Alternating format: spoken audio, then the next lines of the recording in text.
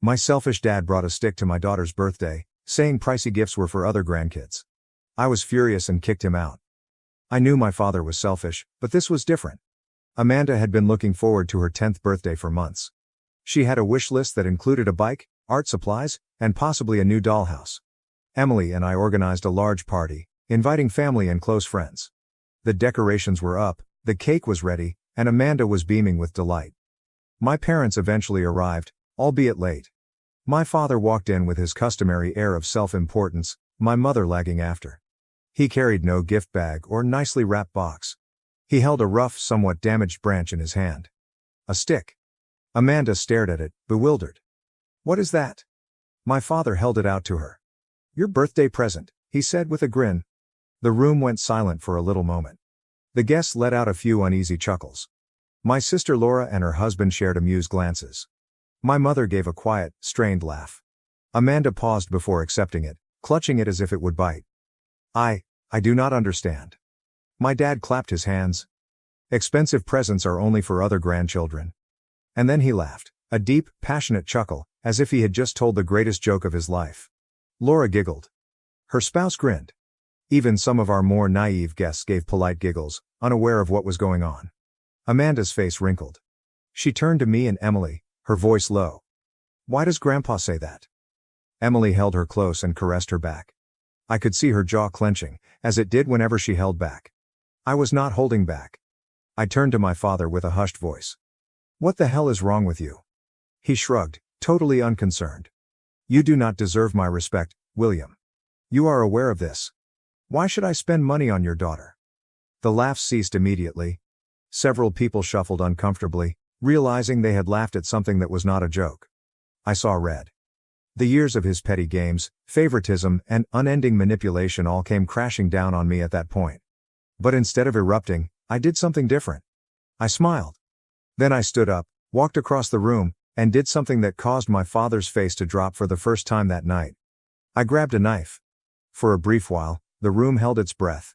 Not in a violent way, I wasn't about to do anything insane, but in a way that indicated that something was about to happen. I turned to the cake Amanda had been raving about and carefully cut 2 flawless slices. One for her. One for Emily. I then turned to my father. "You are no longer welcome here," I said. Silence. Not the awkward type, not the uncomfortable type. A deep, disturbing silence settled into the walls, reminding everyone that something had irreversibly changed. For 30 minutes, no one spoke. Not my father. Not my mama. Not my sister. There is not a single guest. And then, just as he felt he had the upper hand, I decided to put an end to this once and for all. Nobody spoke for 30 minutes. My father sat with his arms crossed, his grin dimming as he realized no one was coming to his defense. My mother remained mute, looking down at her lap. Laura avoided making eye contact. The visitors squirmed nervously, unsure which side they should take. Amanda sat next to Emily, picking at her cake in little, trembling nibbles. She wasn't crying anymore, but she wasn't happy either. That was the most devastating blow to my spirit. My father finally sat back and scoffed. "William, are you serious? Over a joke?" I kept my voice calm. "You humiliated my daughter on her birthday, in front of everyone. It was not a joke." He rolled his eyes. "Oh, please. She's 10. She will forget it in a week." Amanda looked up. She will not." His face jerked, and for a split second, I noticed something in his eyes. Something resembling doubt. But then it was gone. "Jesus," he mumbled. "This family has gone soft." That was the final straw. I stood up. "Get out." He gave a harsh laugh. "Are you kicking me out? What about your own father? Because I did not spend money on your brat." Emily also stood up. "Yes. Leave. Now." The anxiety was awful. My mother finally raised her head to look at us, her lips pushed together. She seemed like she was about to say something, but she didn't. Laura scoffed. "Oh, come on, Dad was just..." I shut her off. "Do you think that's okay? That he treats Amanda like garbage but your children receive everything?" She shrugged. "Maybe if you weren't so..." I did not let her finish. "Do you know what? I'm finished pretending. Let's be honest. Dad never respected me, and that's okay. He's always preferred you and your children, fine. But I've had enough of making Amanda feel inferior. It ends today." My father shook his head and pushed the chair back. Unbelievable, the victim complex is on you. I stepped closer. Is there a victim complex? You strolled into my daughter's birthday celebration and handed her a goddamn cane, laughing about how you only purchase presents for Laura's children. That is not a joke. That's you being a selfish, bitter old man. For the first time, he had no response. He just stood there, mouth hard and fists clenched. I turned to my mother. And you? Are you going to sit there and let him do this? She paused. Then, in a softer tone than I anticipated, she said, I didn't know he was going to do that. That was the moment when everything changed again. My father looked at her, his eyes hardening. Excuse me? She cleared her throat and straightened up in her seat. I knew he preferred Laura's kids, but I didn't realize it would go this far. My father stared at her, as if she had just uttered another language. Oh, don't start. But she wasn't done. William's right. It wasn't a joke. It was cruel. Laura's jaw dropped open. Mom. She sighed and said slowly. We should go. My father laughed again, but it was hollow. You're actually on his side? She did not say yes. But she did not say no either. She just picked up her purse and avoided his look. For the first time in my life, my father was speechless. And that was just the beginning. I did not give my father time to argue. Both of you? Get out. Now. My mother showed no resistance. She gave Amanda one final glance, almost remorseful, before turning and heading for the door. In contrast, my father lingered. Looking around the room, as if expecting someone, anyone, to support him. When no one responded, his face twisted in hatred. You're a joke, William, he sneered. A week's little joke, I said, my voice frigid. He gave a dry laugh and shook his head. Fine, but don't come crawling back when you realize you can't cut me out of your life. I opened the door for him without saying a word. My mother went out first. He followed. But, just before crossing the barrier, he turned one final time to stare at Laura. Are you coming? Laura hesitated. She stared at me. Then to my wife. Then I looked at Amanda, who was still gripping the ridiculous cane like she had no idea what to do with it. Then she sighed and stood up. Yeah. I'm coming. Of course, she was. She grabbed her husband's arm, and they followed my parents out. The door closed behind them. For a few seconds, nobody moved. The guests were transfixed, waiting for some sort of cue on what to do. However, there was nothing to say. There's nothing to do. Amanda broke down. She burst into tears and buried her face on Emily's stomach. Emily knelt down, whispering softly and rubbing her back. I crouched alongside her, placing a hand on Amanda's shoulder. Honey, I spoke sweetly. It's okay. She sobbed. Why does Grandpa hate me? Emily closed her eyes and drew a long breath. I clenched my fists and forced my voice to be quiet. He doesn't hate you. He doesn't know how to be a good person? She sniffed. But he's nice to Laura's kids. I swallowed the lump in my throat. I know, honey. And it's not fair. But listen to me. We love you more than anything. You don't need him to be happy. She wiped her nose against her sleeve. But my party is ruined. That section hurt the most. Because she was correct. The air in the room was heavy. Nobody was laughing. Nobody was celebrating. Guests shifted awkwardly, with some making fast excuses to leave. The supposedly flawless birthday party had turned into a disaster. Emily and I tried our best to lighten the mood. But the harm had been done. The candles were already melted. The present seemed pointless. Amanda attempted to grin. She tried to act as if everything was fine. But she wasn't. And that's when I made my decision. This was not over. I was not going to let my father walk away thinking he had won. He thought he could embarrass my daughter and get away with it. I was about to make him regret it. Did he wish to play cruel games? Fine. I'd play too, but I'd do it intelligently. Revenge was on the way. And he wouldn't notice until it was too late. My father has always valued control. He constructed his life around it, manipulating my mother, my sister, and, most importantly, attempting to control me. But no matter how hard he tried, he could never take control of my business. I started from nothing. Long hours, endless sacrifices. Pushing through each setback. When it eventually took off, my father had the audacity to claim credit. He never invested $1. Never offered guidance. Never lifted a finger to assist. However, once it grew successful, he began to act like a co-founder. He introduced me to everybody as if I worked for him. He referred to it as our business, despite the fact that he was not involved. And the worst part? I let it slip for years. Because deep down, I believed that if I made him feel important, he would eventually appreciate me. This was a mistake. After Amanda's birthday, I stopped putting things off. The following morning, I called my lawyer. Cut him out. Completely, I replied. My lawyer remained silent for a second. Are you sure? Your father is not officially named anywhere, but he's functioning as a... He is nothing. Make this official. And with that, I closed the door on him forever. He didn't notice at first. He was too busy pouting, perhaps expecting me to return with an apology. But when his frequent calls to my office went unanswered, and when his name was erased from everything he professed to be involved in, he finally realized there was something wrong. Then the storm struck. He arrived at my office unannounced and brushed by my secretary as if he owned the place. "William," he exclaimed. "What the hell is going on?" I reclined back in my chair, quite relaxed. "I don't know what you're talking about." His face was already crimson.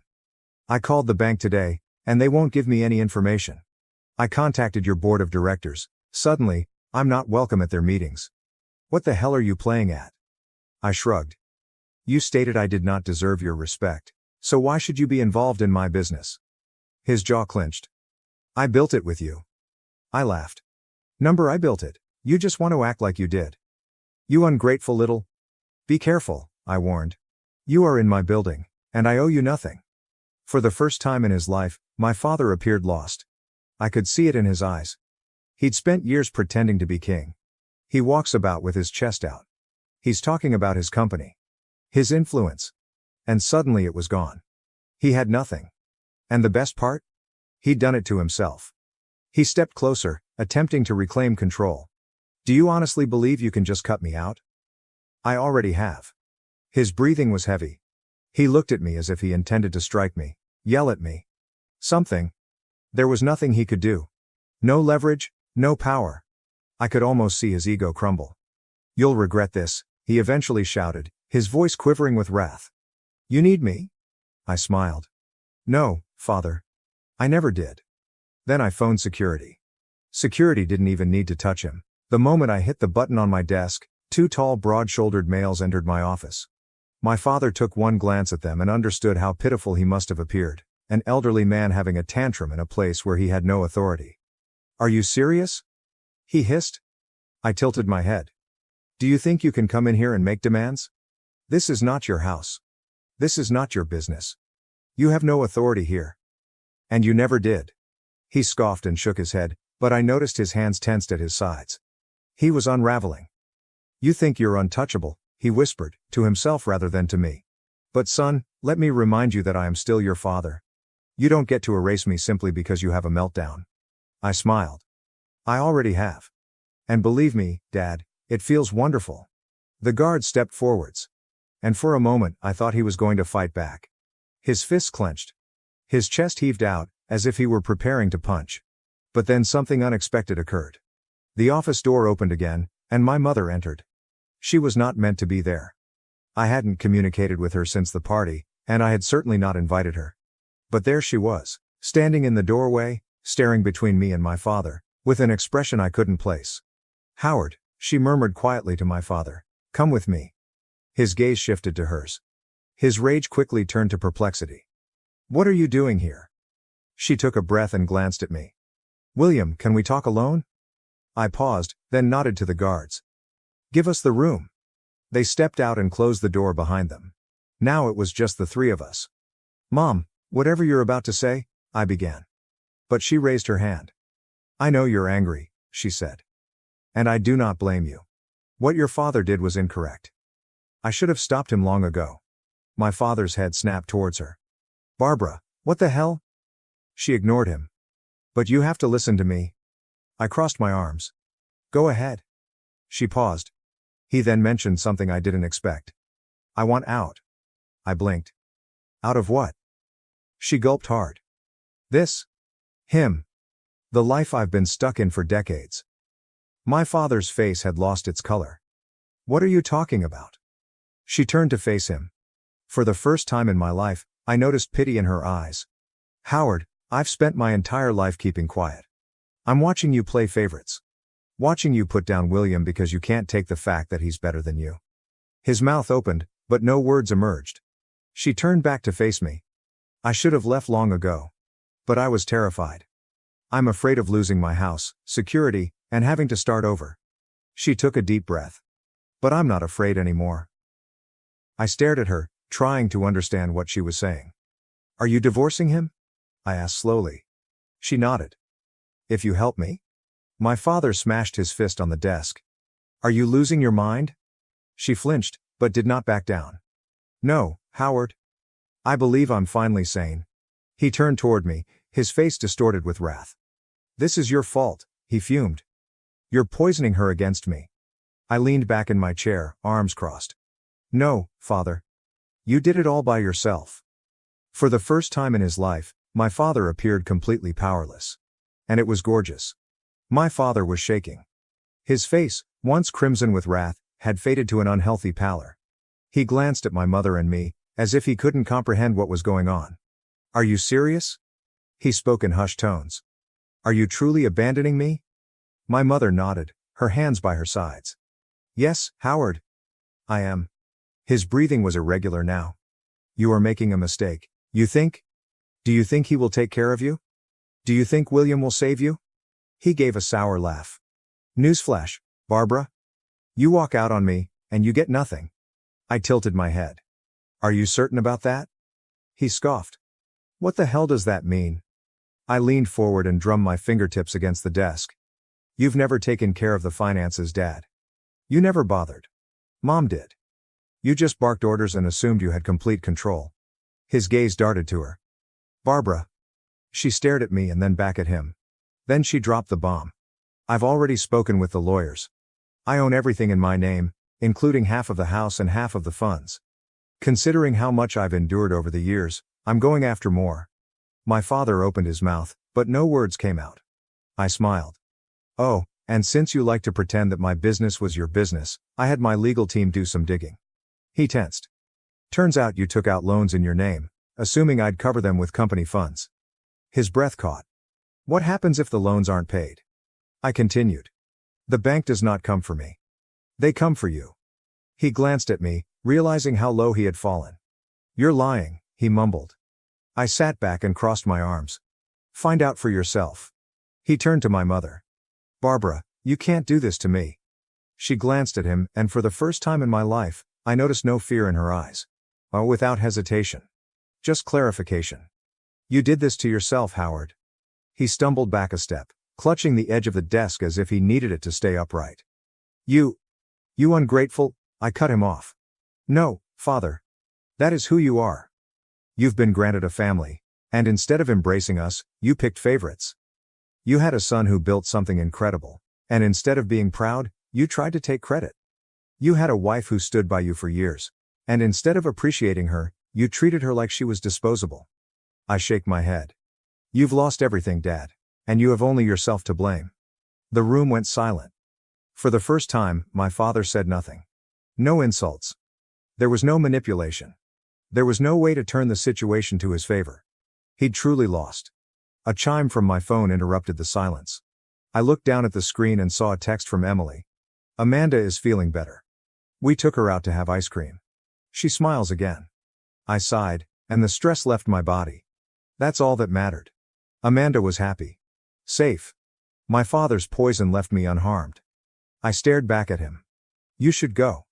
He stared at me, his eyes filled with something I couldn't quite place, perhaps sorrow, contempt, or the realization he had ran out of people to control. He turned and went away. My mother stayed for a moment longer, staring at me with gratitude. "Thank you," she replied quietly. "For what?" "For reminding me that I still have a choice." Then she departed too. My father was suddenly absent from my life. I am not going to lie and claim it did not feel good. It did. It felt right. I did not seek vengeance solely for its own reason. I did this to protect my daughter. To ensure she never felt inferior. That she would never have to spend another birthday feeling unwanted. And as I walked out of my workplace to return home to my family, I knew one thing for certain. My father would never harm us again. Thank you for watching. If you haven't subscribed yet, Please do so and hit the notification bell to stay updated with more shocking real-life stories happening around you.